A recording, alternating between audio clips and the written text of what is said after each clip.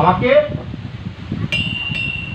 ভগবানের অধীন আছে, সেক্ষেত্রে আমার কি করতে হবে? সদ্গুরুর আশ্রিত হতে হবে। আমাদের সদ্গুরুর আশ্রিত হয়ে আমাকে কি করতে হবে? গুরুদেবের আশ্রিত হয়ে আমার গুরুদেবের চরণ সেবা করতে হবে।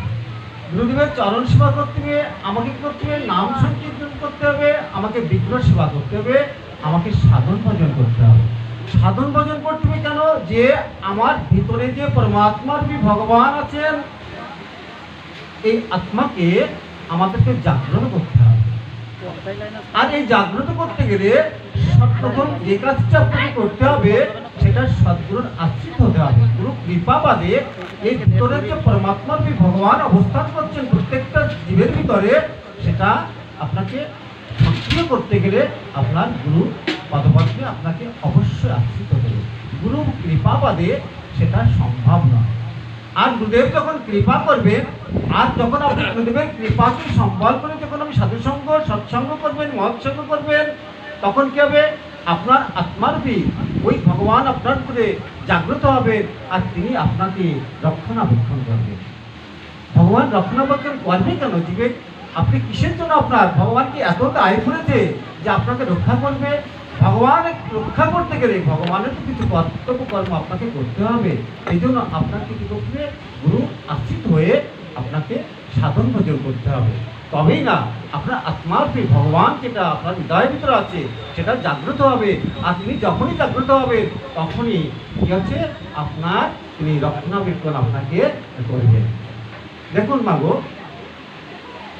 আপনি জীবনে আপনি যত বড় কিছুই হন না কেন, আপনি যত বড় কিছুই হন না কেন, আপনি বড় ব্যবসায়িক হতে পারেন, আপনি বড় চাকরিজীবী হতে পারেন, আপনি বড় রাজনীতিবিদ হতে পারেন, আপনি যাহা কিছু হন না কেন, কিন্তু যদি আপনার ভজন না থাকে তাহলে সবকিছুই ব্যর্থতায় পরিণত হবে। আপনি যাহা কিছু করেন না কেন, কিন্তু যদি আপনার ভজন না থাকে তাহলে আপনার সবকিছুই ব্যর্থতায় পর্যবসিত হবে। এই জন্য ভগবান বললেন, জি তুমি আর কিছু না করতে পারো, অন্তত তুমি তোমার হরির নামটা, হরির নাম সংকীর্তন তুমি সর্বক্ষণ করতে থাকো। কারণ নামে কিন্তু মাগো কোনো সূচি অসুচি নাই। আমি যে নাম করব, আচ্ছা মাগো আমরা যখন বাথরুমে যাই, আচ্ছা বাথরুমে যে আমরা নাম করলে কি তার অপবিত্র হবে? এখানে কোনো বিধান কি আছে যে না আপনি বাথরুমে যে আপনি নাম করতে পারবেন না? তাহলে নামে কোনো সূচি অসুচি নেই, নাম আপনি সর্বক্ষণ করতে পারবেন। দেখুন বাবু, এক ব্যক্তি খুব মূর্খ ছিলেন, অশিক্ষিত মূর্খ, তিনি কোনো লেখাপড়া জানতেন না, কিন্তু এই ব্যক্তি সর্বদা হরে কৃষ্ণ মহামন্ত্র সবসময় জপ করতেন। তাই একদিন নাম জপ করতে করতে উনি কি করছেন? বাথরুমে গিয়েছেন। বাথরুমে গিয়ে উনি বাথরুমে গিয়েছেন, দমদম শব্দ একটা বাথরুমে গিয়ে উনি কি করছেন? হঠাৎ করে পা পিছলে ওই বাথরুমের ভিতরে উনি পড়ে গেলেন। তো যখন বাথরুমে পড়ে গেলেন আর পড়ে গিয়ে ওখানেই সে দেহ রাখলেন, ওখানেই মারা গেলেন। তো যখন মারা গেলেন উনি, তখন কি হলো? সকলে ওই যে পিরামিড, অর্থাৎ বাথরুমে কি থাকে, এই যে পিরামিড, ওই পিরামিডের ভিতরে কিন্তু উনি পড়ে থাকলেন। তখন গ্রামের লোকজন সিসি করতে লাগলো যে কি দুর্ঘটনা নাই ঘটলো, আসলে এর তো কোনো গতিই হবে না। আমরা গ্রামের কেমন সবাই? আপনারা ভালো, কিন্তু আমরা খারাপ। একটা কিছু যদি হয় দৈবক্রমে দেখবেন সঙ্গে সঙ্গে ভালো সংবাদ কখনো দেখবেন দ্রুত আপনার প্রচার হবে না, কিন্তু যদি কোনো কিছু সমস্যা হয় দেখবেন প্রত্যেকে কানাকানি চুলকানি শুরু হয়ে গেছে। তাহলে এরকম যখনই উনি মারা গেলেন সঙ্গে সঙ্গে গ্রামের লোকজন স্মৃতি করতে লাগলো কি দুর্ঘটনা না ঘটলো, একটু তো কোনো গতি হবে না। যখন এ কথা চারিদিকে এমন প্রচার হতে থাকলো, তখন তার ছোট ভাইয়ের কানে যখন এ কথাটা গেল যে তার ভাইয়ের তো কোনো গতি হবে না, তখন ছোট ভাই খুব চিন্তিত হয়ে গেলেন। চিন্তিত হয়ে কি করলেন? তিনি কোথায় গেলেন? তিনি এক দস্যির কাছে গেলেন, একলাগ্য বাবাজির কাছে গেলেন, সাধু বাবার কাছে সব কিছু খুলে বললেন। তখন সাধু বাবা বলছে, বাবা তুমি আমাকে স্পর্শ করে দেখো, তুমি আমাকে স্পর্শ করে দেখো, তুমি সব কিছুই দেখতে পাবে। তখন ওই ছোট ভাইগুলো সাধু বাবাকে স্পর্শ করা মাত্রই উনি দেখতে পেলেন যে এক নবীন সন্ন্যাসী কি করছে। এক নবীন সন্ন্যাসী আজকে হিমালয়ের দিকে নাম করতে করতে তিনি হিমালয়ের দিকে চলেছে, আর তার পিছিয়ে পিছিয়ে অগণিত ভক্ত চলছে। অগণিত ভক্ত নাম সংকীর্তন করতে করতে হিমালয়ের পদপদ্মে চলেছেন। তো যখন দেখতে পেলেন তখন ওই সাধুবাবু বলছে, বাবা পিছনের ভক্ত যারা আছে তুমি কি চিনতে পেরেছ তারাই এগুলো? তখন বলছে, দেখো তোমার ওই দাদা ওই যে নাম করতে করতে ওই যে বাথরুমের ভিতরে পড়ে দিয়ে তার মৃত্যু হয়েছিল, ওখানে যত ক্রিমিকেট ছিল আজ তোমার দাদার সংস্পর্শে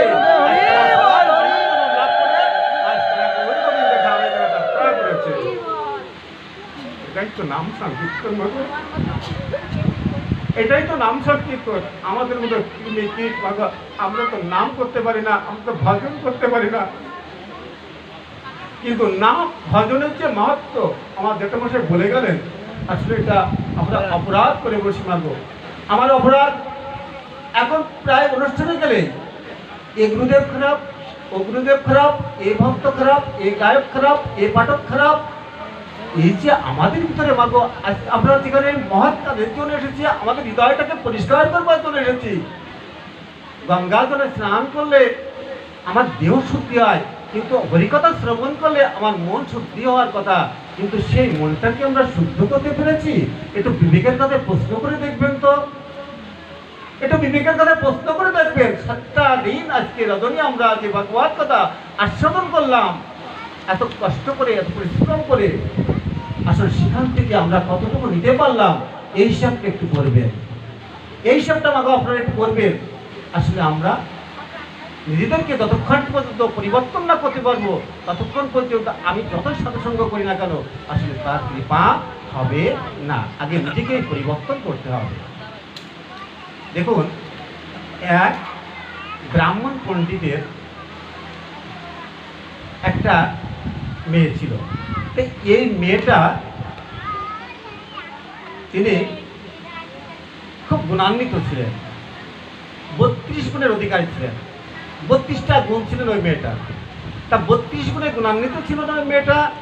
এখন তাহলে মেয়েকে বিবাহ দিতে গেলে তাহলে নিশ্চয়ই পাত্রকেও 33 গুণের অধিকারী হতে হবে। কারণ মেয়ে যখন আমার 32 গুণের অধিকারী, তাহলে আমার পাত্র যে হবে তাকেও 33 গুণের অধিকারী হতে হবে।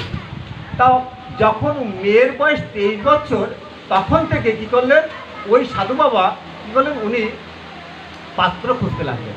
তা পাত্র খুঁজতে করতে 29 বছর যখন মেয়ের বয়স হয়ে গেল, তখনও 33 গুণসম্পন্ন কোনো পাত্র সে পেল না।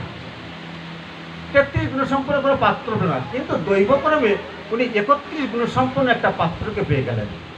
তো মেয়ের হচ্ছে 32 গুণসম্পন্ন গুণান্বিত, 31 গুণসম্পন্ন একটা পাত্র পেলেন।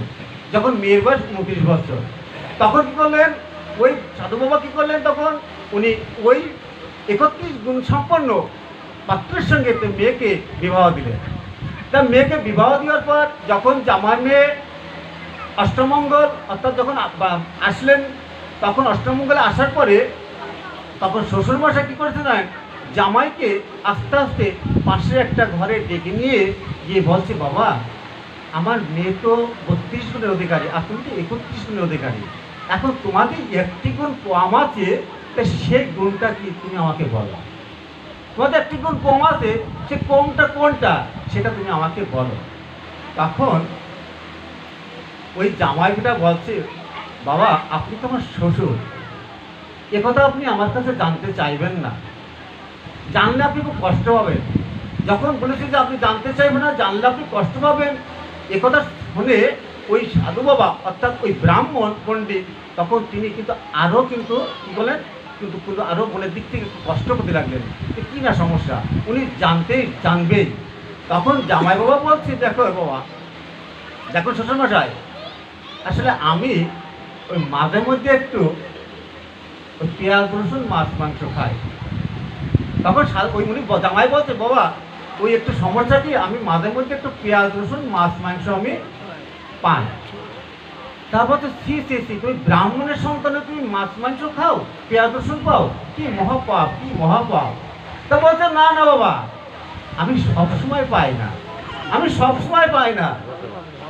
ওই যখন মাঝে মধ্যে একটু একটু হয়, তো একটু একটু কি হয়, তো একটু একটু যখন মদ খাই তখনই আমি একটু মাছ মাংস পেঁয়াজ রসুন খাই। তখন তুমি মদও খাও? বলছে না না বাবা, আমি মদ সবসময় খাই না। ওই মাঝে মধ্যে যখন জুয়া খেলা করে আমি হেরে যাই তখনই আমি এটা গ্রহণ করি, তখনই এটা আমি গ্রহণ করি। যখন একথা শ্রবণ করলেন, শ্রবণ করার সঙ্গে সঙ্গে কি করলেন, ওই ব্রাহ্মণ পণ্ডিত তিনি কিন্তু মূর্ছিত হয়ে পড়ে গেলেন, মূর্ছিত হয়ে পড়ে গেলেন। তাই এখান দেখেন, তাই এখানে মহাজন বলছে যে আপনার ভিতরে বহু গুণ থাকতে পারে, আপনাদের ভিতরে বহু গুণ থাকতে পারে, কিন্তু ভগবানের যদি ওই একটি গুণ, ভগবানের প্রতি যদি ভজন না থাকে, ভগবত ভক্তি না থাকে, তো ওই একটা অবগুণেই আপনাকে ঠিক আছে ওই শেষ প্রান্ত, অর্থাৎ আপনার শেষ প্রান্তে আপনাকে নিয়ে যাবে। তাহলে এইটা তো বলছে যে যদি অবগুণ না থাকে তাহলে আপনাকে কোথাও ওই যে আপনার সে ধ্বংসের যে দ্বার প্রান্তে, অর্থাৎ ওই একটি গুণ ভগবত কৃপা, ভগবত ভজন না থাকলে ওই ধ্বংসের দ্বার প্রান্তে আপনাকে কিন্তু অবশ্যই কিন্তু নিয়ে যাবে। আমি সব ভালো, আমার ছেলে এত সুন্দর, আমার বৌমা এত ভালো, আমার বৌমা অমুক ভালো, আমার মা এত ভালো, অনেক গুণে আপনার গুণান্বিত, কিন্তু ওই একটি জায়গায় সমস্যা, আমার ভাগবত ভজন নেই, আমার নাম কীর্তন নেই, আজকে আমার ঠাকুর গৌর গোবিন্দের সেবা নেই। এত গুণ থাকলেও সবই ঠিক আছে, ওই গুণ একটা না থাকার কারণে আস্তে আস্তে আপনি ধ্বংসের দ্বার প্রান্তে আপনি পৌঁছে যাবেন। ইহাতে বিন্দুমাত্র কি হচ্ছে, ভিতরে থাকলে কি হচ্ছে, যত আপনার ভিতরে থাকবে ততই কিন্তু আপনি ঠকবেন, যতই কপটতা থাকবে, যতই চাতুরতা থাকবে, কেউ দেখতে পাচ্ছে না, কেউ জানতে পারছে না, কিন্তু এই কপটতা, এই চাতুরতা যত আপনার ভিতরে থাকবে ততই আপনাকে কি আপনি ততই ঠকতে থাকবেন। এই জন্য দেখেন বলা হয়েছে যে সরলতাই হচ্ছে ধর্ম, সরলতা হচ্ছে ধর্মটা কি, সরলতা, সুজান সহজ ভাষায় বলেন, বেশি প্যাচে বসবেন না, যত প্যাচ করবেন ততই আপনি ধ্বংসের দ্বার প্রান্তে পৌঁছে যাবেন। ইহাতে সন্দেহ নাই, এটা আমার গৌর গোবিন্দের কথা, আমার ভগবানের কথা, মহাজনদের কথা। মন পরিষ্কার করেন, আপনি সহজ পথে চলেন, সবকে স্বাভাবিকভাবে মেনে নেন, দেখবেন গৌর গোবিন্দ আপনাকে রক্ষা করবার জন্য তিনি দুহাত প্রশস্ত করে আপনার জন্য বসে আছে। এই জন্য সরলতা হচ্ছে ধর্ম। একজন দেখেন যে একজন, এই জন্য বলছে কি, একজন ভজনশীল ব্যক্তির পক্ষে, একজন ভজনশীল ব্যক্তির পক্ষে জগতে যত মঙ্গল করা সম্ভব হয়, অন্য কোনো কর্মের দ্বারা সেটা সম্ভব কখনোই হয় না। তাই ভজনশীল লোকের দ্বারা এই জগতের মঙ্গল সম্ভব, কিন্তু অন্য কাহার দ্বারা, অন্য কোনো কর্মের দ্বারা এটা কিন্তু সম্ভব নয়। কিন্তু এই জন্য দেখেন আপনার কখন শেষ করছি, দুর্যোধন, আপনি যখন দ্রৌপদীর যখন বস্ত্রহরণ হয়েছিলেন, দ্রৌপদীকে যখন বস্ত্রহরণ হয়েছিলেন, সেই সবাই কিন্তু অনেকেই ছিলেন, কিন্তু সেখানে অনেকেই ছিলেন, কিন্তু কিন্তু দ্রৌপদীকে সাহায্য করবার মতন সেখানে কেউই ছিল না। তা দ্রৌপদীকে যখন কি করলেন, দ্রৌপদী যখন দুই বাহু তুলে আজ ভগবানের শরণাপন্ন হলেন, তখন কিন্তু ভগবান আর বস্ত্র রূপ ধরে আর দ্রৌপদীকে কিন্তু আজকে জড়িয়ে ধরেছিল, কারণ অনন্ত বস্ত্র তিনি কিন্তু জড়িয়ে ধরে তাকে সরবরাহ করেছিলেন। তাই এখান থেকে দ্রৌপদী আমাদেরকে শিক্ষা দিলেন, হে জগৎজীব, এই জগতে তোমার সঙ্গে যখন কেউ থাকবে না, তখন তুমি কৃপা করে আমাকেই স্মরণ নাও, আমাকেই স্মরণ নাও, আমাকেই স্মরণ নিলেই তুমি সেই তোমাকে রক্ষা করবে। এই জন্য দেখে বাবা, ঠিক আছে বাবা, আজকে তোমার ক্লিয়ার হচ্ছে না, আর কতদিন খুব ভালো ছিল না,